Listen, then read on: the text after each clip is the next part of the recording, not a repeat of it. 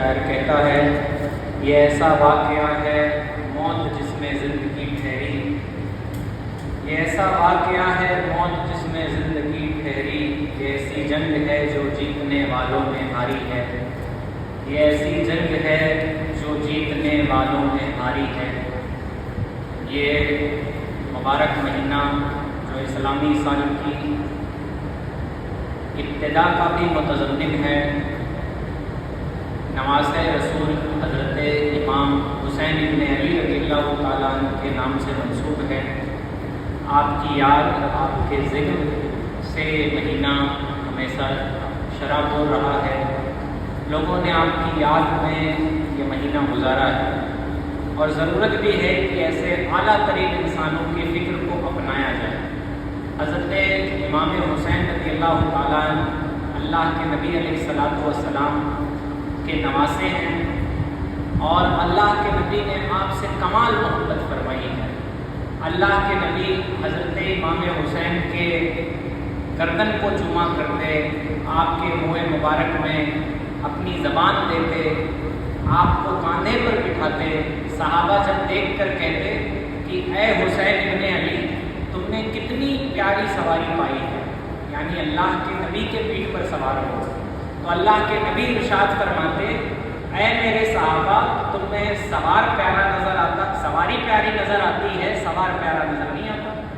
یعنی اللہ کے نبی نے حضرت امام حسین کا ذکر کیا ہے،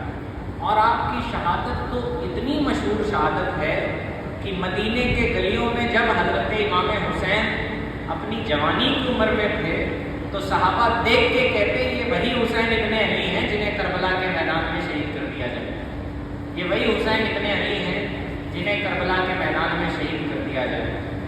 لیکن ہماری آپ کی یہ ذمہ داری بنتی ہے کہ ہم اس شہادت کو کس طرح یاد رکھتے ہیں، ہمارے لیے امام حسین کے پیغامات کس اہمیت کے حامل ہیں،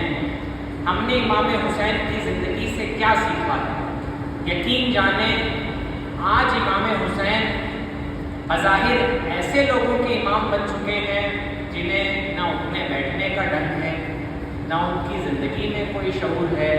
وہ ناچنے گانے ڈھول تاشا پیٹنے والے لوگوں نے سمجھ رکھا ہے کہ ہم ہی امام حسین کے ماننے والے لوگ۔ ایسے پرفتن دور میں ہم مٹھی بھر لوگوں کی ذمہ داری بنتی ہے کہ ہم اپنے حلقۂ اثر میں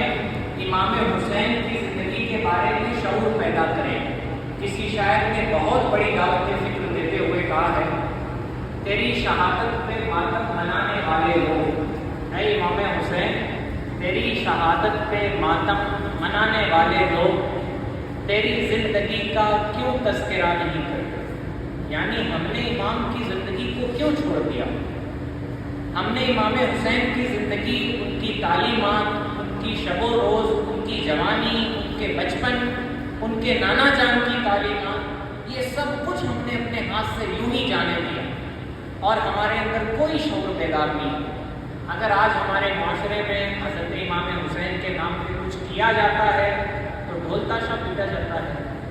جلوس نکالے جاتے ہیں، ہمارے گھر کی عورتیں بے پردہ کی جاتی ہیں، یہی ہمارے معاشرے کی حقیقت ہے۔ جبکہ امام حسین نے ایک کمال زندگی گزاری ہے، اللہ کی عبادت والی، اللہ کی اطاعت والی، مخلوق کی مدد کرنے والی زندگی، آپس میں ایک دوسرے سے محبت کرنے والی زندگی،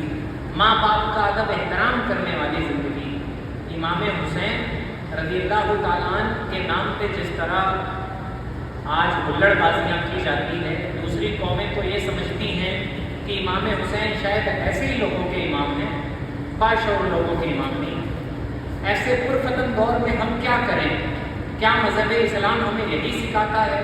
اتنا شائستہ مذہب جس کے پیغمبر کے بارے میں پیغمبر علیہ السلام کی بیوی فرماتی ہیں کہ نبی نہ بازار میں شور کرنے والے تھے، نہ ہی گلیوں میں آوارہ گھومنے والے تھے، اس طرح کی حدیث پاک کا مفہوم ملتا ہے۔ آج ان کے نام پر کیا نہیں کیا جاتا ہے؟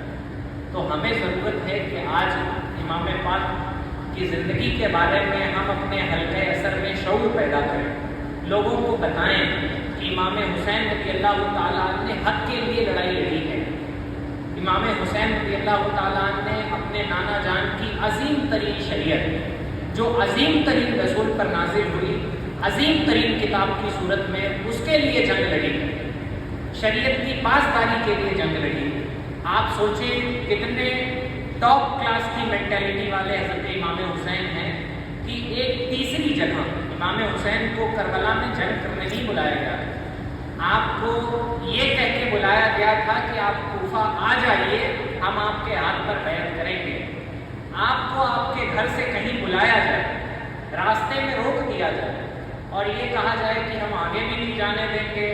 واپس بھی نہیں لوٹنے دیں گے اور یہاں بھی سکون سے نہیں رہنے دیں گے، پانی بند کر دیں گے، آپ کے بچوں کو ماریں گے، آپ کے جوانوں کو ماریں گے۔ اور کون لوگ؟ جو انہیں کے نانا جان کا کلمہ پڑھنے والے لوگ ہیں،